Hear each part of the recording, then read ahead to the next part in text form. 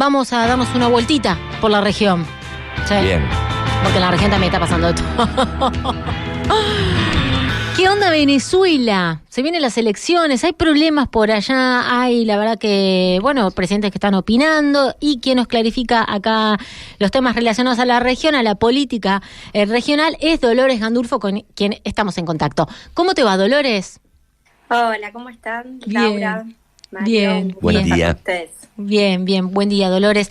Bueno, ¿qué está pasando en Venezuela? Algo habías anticipado la semana pasada en relación a las elecciones, cómo venía el panorama en la región, pero ahora vi varios cruces, varios temas en relación a las posibles candidaturas.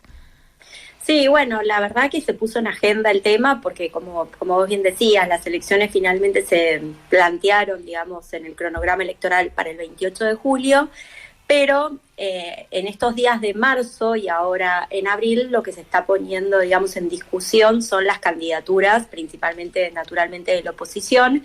Hubo un plazo, que es el que regula el Consejo Nacional Electoral, allí se inscribieron 13 candidatos, generó mucha controversia y opinión, como vos bien decías, de muchos líderes también latinoamericanos, el hecho de que María Corina Machado, quien había sido electa dentro de una parte de la oposición en las primarias del año pasado como candidata, no pudo ser, definida como candidata porque tenía ella una inhabilitación. Y eso es algo que es importante tener referencia, porque ella luego, esta última semana, salió a plantear una candidatura de también otra Corina Yoli, que es una académica, filósofa de 80 años, que planteaba ella como la posibilidad de ser la candidata frente a su inhabilitación.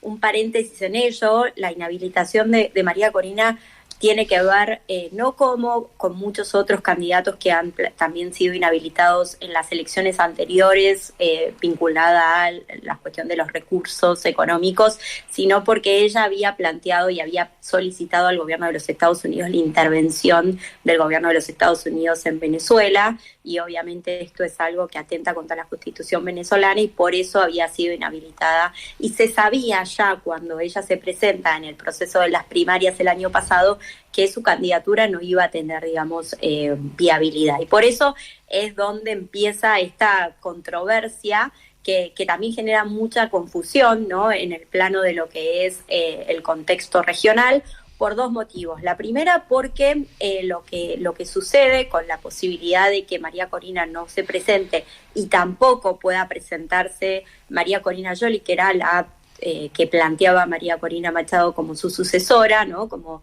la candidata que ella proponía, tiene que ver con que lo que es el movimiento, ¿no?, más fuerte de la oposición, que es esta plataforma unitaria democrática, que motorizaba esta idea de María Corina como candidata, no respalda la candidatura de María Corina Yoli. O sea, lo que le dice es, bueno, esta es tu candidata, pero no es la candidata que representa al conjunto de partidos que en aquel momento fueron a ese proceso de primarias.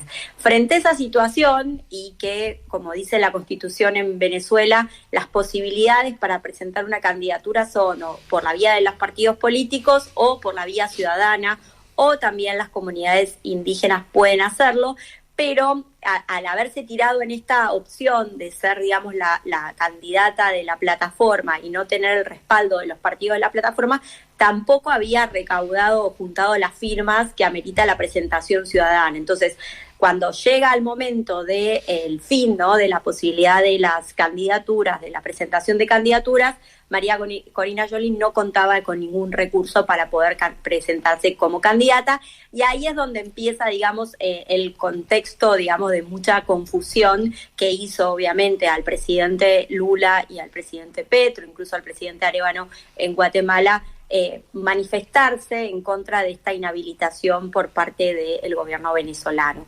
Creo yo, en este contexto, lo que se está dando es un proceso de mucha conversación en el plano de la oposición, porque quien sí llega a presentarse, incluso se presenta con la plataforma unitaria, es Manuel Rosales. Manuel Rosales es el gobernador de Zulia, que es un dirigente con mucha trayectoria política en Venezuela. fue incluso candidato presidencial, pierde con Chávez en el 2006, en ese momento luego se exilia en Perú y luego regresa a Venezuela y es 2 veces gobernador de Zulia. También se presenta otro candidato, Edmundo González, también con la plantilla de la Plataforma Unitaria, que es un ex diplomático que incluso fue embajador en la Argentina. Por lo tanto, lo que ahora se genera, digamos, en este contexto hasta el 20 de abril, que es el momento en el cual los partidos políticos pueden sustituir candidaturas, o sea, hasta el 20 de abril los partidos políticos pueden plantear que en vez de un candidato va a ir otro dentro de los que ya están habilitados, o sea, entonces podría pasar que finalmente haya una unificación de estos candidatos en una sola candidatura que represente de manera, digamos, unívoca a la plataforma unitaria de oposición. Y eso permitiría que quien resulte candidato esté en la boleta electoral. Si luego del 20 de abril hubiese una definición de esta unidad por parte de la oposición, se podría dar hasta el 18 de junio, o sea, un tiempo antes de las elecciones, pero no se vería en la boleta, porque bueno, como ustedes saben, el proceso en Venezuela es de voto electrónico con todo un proceso de auditorías que no permitiría cambiar las pantallas a partir del 20 de abril. Entonces, ahora, de hecho, hoy a la mañana empezó a circular una información en los medios venezolanos, mucho, digamos, con estas contradicciones de dichos y desdichos, de que María Corina Machado podría acompañar la candidatura de Manuel Rosales en una eventualidad que ella pudiese ser la candidata a vicepresidenta. Pero lo cierto es que hay todo un proceso de mucha negociación por parte de la oposición que hoy tiene como candidatos 13 candidatos muy variados. Yo les comentaba estos que son los que por ahí mayor representatividad tienen, pero también hay desde un comediante, un pastor evangélico y muchos dirigentes, sobre todo juveniles, de los movimientos estudiantiles, que en algún momento fueron opositores a Chávez, incluso otros que por ahí en algunos otros momentos estuvieron en la misma vereda del gobierno de Maduro, pero hay mucha dispersión y eso creo que es una de las principales características de la oposición en Venezuela, ¿no? La falta de unidad. Y quizás lo que marca, otra de las cosas que marca este contexto diferenciador y que por eso vos bien decías, Laura, todo lo que está representando y todo lo que se está hablando en la región sobre el tema, es porque a diferencia de otras elecciones, esta elección se da en el marco de un proceso de negociación. Primero se firmó el memorándum en México con los auspicios de facilitación del Estado del Reino de Noruega.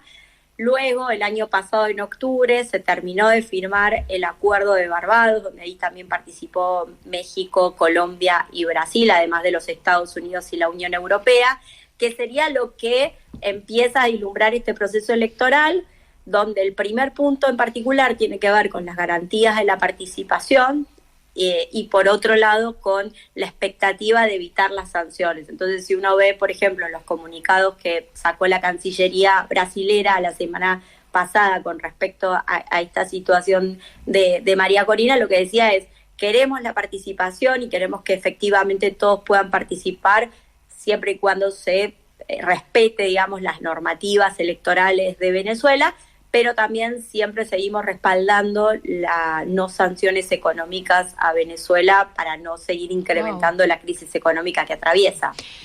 13 candidatos al momento, también se va a presentar Maduro, obviamente, todos varones, porque cuando leen la nómina son todos varones. Vos hablas de 2 mujeres, pero no van como presidenta, es un dato ahí que quería destacar. ¿Siempre pasa esto en Venezuela, que son tantos, o es una novedad? Esta dispersión al menos.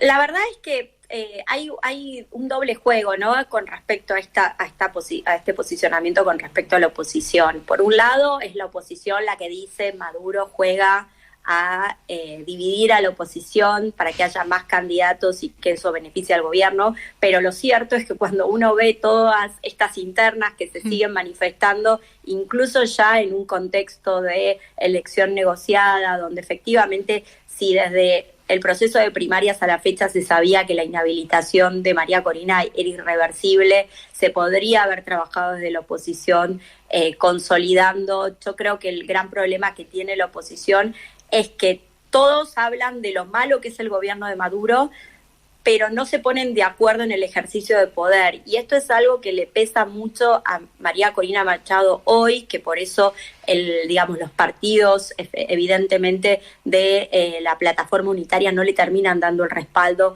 a una candidata que claramente respondería únicamente a ella, porque ella era la que la proponía.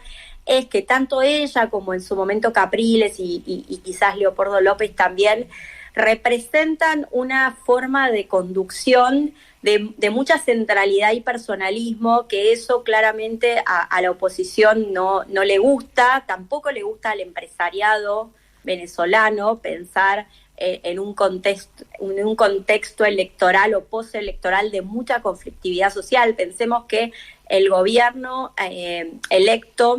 resultaría electo el nuevo gobierno en julio y recién asumiría en diciembre, por lo tanto hay 6 meses de transición que claramente requieren de alguien o de un liderazgo de mucha negociación, porque sabemos que es muy difícil, sea una elección con Maduro continuando en el poder o sea una elección donde Maduro deje el poder, es necesaria una articulación oposición-gobierno inevitablemente para poderle dar una salida a la gobernabilidad en Venezuela. Y creo que lo que está viendo ciertos sectores de la oposición, lo que está viendo el empresariado venezolano y lo que están viendo también los países que participan de este contexto de diálogo y negociación, especialmente los Estados Unidos, que también en virtud del contexto geopolítico regional también empezó a tener posturas diferenciales con respecto a Venezuela, por la necesidad obviamente del comercio y sobre todo del petróleo. Entonces creo yo que están mirando a perfiles con un tinte más negociador y de mayor moderación que lo que representó en su momento Guaidó, lo que representa hoy María Corina Machado. Uh-huh. Dolores, vimos durante mucho tiempo toda una intensa actividad en la calle por parte de grupos desestabilizadores del gobierno de Maduro, por un lado. También se habló de injerencia extranjera en esas movilizaciones. ¿Cómo es hoy la calle en Venezuela? ¿Cómo acompaña este proceso? ¿Está tan dispersa como las posibilidades que tiene la oposición? ¿Cómo es el clima en términos generales? Cuando uno habla con referentes allá, tanto de gobierno como de oposición, incluso también con académicos, lo que plantean son por ahí algunas líneas. La primera es que hay una vocación a la participación electoral, a diferencia de otros contextos, y creo que eso es lo que empiezan a ver algunos de los partidos de la oposición que en algún momento planteaban el abstencionismo y hoy claramente se vuelcan a participar.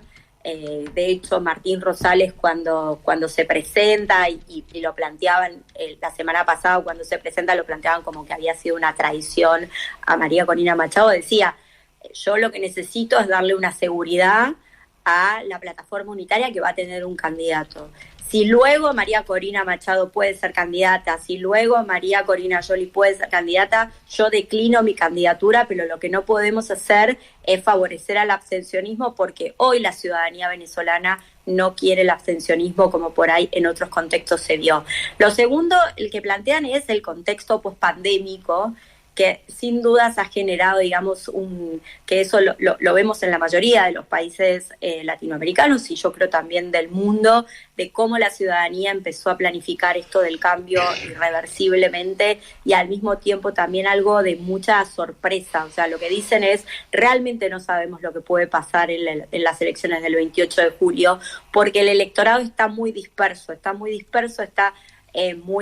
desencajado de lo que puede llegar a ser un proceso electoral y por lo tanto también puede generar sorpresas esta inestabilidad electoral de los propios ciudadanos. Y por otro lado, creo yo que el hecho de que haya ya una intervención desde el punto de vista de la articulación y la facilitación de una mediación tiene que ver también con que hay una crisis económica muy fuerte en Venezuela y que necesariamente el gobierno de Maduro también necesita de un proceso de mayor estabilización de la economía allí en Venezuela, y por eso también la posibilidad de que este acuerdo de Barbados le permita también salir de las medidas y de las sanciones económicas que hoy tienen sobre el gobierno de Venezuela, y que de a poco, en virtud de lo que ha empezado a hacer este proceso electoral, los Estados Unidos ha ido levantando, incluso a pesar de lo que muchos desde la oposición se planteó con que se levantaban las sanciones económicas, a pesar de que no se daban las garantías a todos para participar. Creo yo que está claro que el gobierno de los Estados Unidos, por ahí por lo que sucedió con Guaidó, ¿no? Por el apoyo tan fuerte que se le dio a Guaidó y que la propia oposición en Venezuela le terminó soltando la mano, no religiéndolo como presidente interino, como el cargo que tenía Guaidó en su momento. También creo yo que no están para comprar un problema solamente por una candidatura, sino que están viendo el mapa más amplio de que realmente haya participación de todas las fuerzas políticas. Y hoy la realidad es que lo está viendo porque al haberse presentado Manuel Rosales, el gobernador de Zulia, por parte de la plataforma unitaria, y también el ex diplomático Edmundo González, ahí te da un marco de que hay muchos partidos políticos participando. Como bien decía Laura, muy pocas mujeres, no hay mujeres en ese proceso, y creo yo que bueno, que eso es lo que un poco se está vislumbrando de cara al 28 de julio. Como les decía, hasta el 20 de abril hay posibilidad de que de estos 13 candidatos, por ahí 3 de ellos empiecen a generar cierto tipo de articulación en una candidatura común que unifique, digamos, a la oposición más fuerte hoy en Venezuela, pero veremos a ver qué tipo de acuerdos se dan entre ellos. Wow, bueno, un proceso importante que se va a dar en un contexto súper agresivo, la verdad, a nivel regional me preocupa un montón lo que pueda pasar, pero bueno, lo iremos siguiendo con vos, Dolores. ¿Hay algo que sea importante que esté bueno prestar atención? Fíjense por acá en relación a las elecciones. Todavía no se está hablando de plataforma política ni de nada, porque imagino que falta un poco. No, la verdad es que ahora es un proceso principalmente de las candidaturas, después viene un proceso que en Venezuela es muy fuerte, que tiene que ver con las auditorías del proceso electoral. Claramente hay poco que agregar en lo que tiene que ver con los programas de gobierno, porque la plataforma unitaria viene hace mucho tiempo planteando cuáles son, digamos, estas definiciones políticas en contra del chavismo en Venezuela. Sí creo yo que mucho va a tener que ver, y sobre todo en esto que les decía antes, del contexto post-pandemia, de la crisis económica, que la oposición también se plantee sobre temáticas que realmente la ciudadanía está solicitando, más allá de un conflicto de personas que se disputan el ejercicio de poder. Entonces creo que hacia ahí es donde vamos a empezar a ver más, y bueno, y también naturalmente cómo avanzan las observaciones electorales internacionales, que ya Maduro planteó la posibilidad de que haya misiones de observación. El Consejo Nacional Electoral envió invitaciones, sobre todo a la Unión Europea, que es una de las partes garantes de los acuerdos de Barbados, pero también a otras organizaciones, porque eso también, y a las Naciones Unidas, porque eso también va a ir marcando las pautas de un proceso electoral que es muy complejo, que requiere de generar mucha legitimidad, como yo siempre digo, en este caso no solo tanto de fondo, sino también de forma, y es lo que quizás plantea un poco el comunicado de la Cancillería del Brasil, ¿no? Entendemos que hay normas de la legislación venezolana que impiden o habilitan ciertas candidaturas, pero es importante que el gobierno de Venezuela se muestre abierto a la transparencia de las elecciones, porque en el contexto político regional que hoy tiene Venezuela necesita naturalmente generar legitimidades, cualquiera sea el resultado de las elecciones. Y creo que ese va a ser el principal punto, cuando además el eje principal también de la campaña de los Estados Unidos y el eje de las políticas públicas, sobre todo de Centroamérica, pero también del norte, de América del Sur, tiene que ver con las migraciones, y allí las migraciones venezolanas son clave, ¿no? En este proceso de el mapa de los flujos migratorios en el país, en la región. En las elecciones pasadas, Maduro ganó con soltura. ¿Cómo fueron los resultados? ¿Fueron reñidos? No recuerdo eso. No, en las elecciones ganó bien, con menos partidos participando, que es un poco lo que se quiere, digamos, dar vuelta en esta elección, que haya mayor participación, pero también lo que logró la oposición fue ganar en muchos estados. O sea, lo que logró la oposición en aquella elección fue empezar, de hecho, el gobernador de Zulia, que es uno de los que les decía que se presenta para las candidaturas, reelige en la elección anterior. O sea, se empieza a mostrar más heterogéneo el mapa político en Venezuela, desde el punto de vista de lo regional, en las últimas elecciones. Estaba viendo que Machado está llamando a los venezolanos, las venezolanas que viven afuera, a que se expresen y voten. Está bien, ella sabe a dónde tiene que ir, ¿no? Con los que se fueron molestos por ahí con el chavismo, con Maduro, está queriendo que participen, está generando ahí una conmoción, está tratando de que sea... Agitar. ¿no? Está agitando, claro, la palabra es están agitando. Qué loco, no es loco igual la palabra, pero que tengan que llamar a veedores. No nos pasa tan así a nosotros acá en Argentina, ¿no? Que tengan que testificar, che, mirá que acá está todo re transparente, vengan todos a mirar. Qué importante es lo que se pone en juego en Venezuela para que tengan que, ¿no?, demostrar tanto la transparencia del proceso. Sí, es que la verdad que es un poco lo que les decía con respecto a la forma.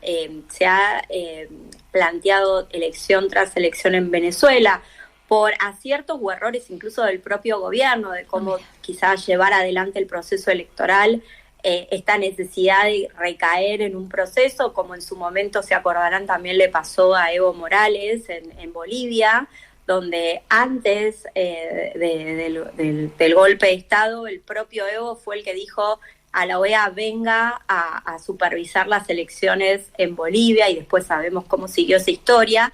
Pero bueno, creo yo que es un momento también para que se empiecen a generar diálogos al interior de los países entre oficialismos y oposiciones, para evitar, ¿no? O sea, digo yo, siempre está bueno tener ojos para convalidar los procesos, y sobre todo yo creo en la observación electoral, no solamente como convalidar un proceso, sino también ver buenas prácticas, ver cómo se pueden mejorar determinados procesos para ampliar derechos, esto de, como vos bien decías, que puedan votar los que están en el extranjero, que puedan votar los migrantes. Digamos, hay mucho en el plano de la observación electoral que se puede hacer, que no sea solamente convalidar procesos, claro, porque hay cierta crisis interna de legitimidad. Claro. Entonces creo yo que ese es el punto principal.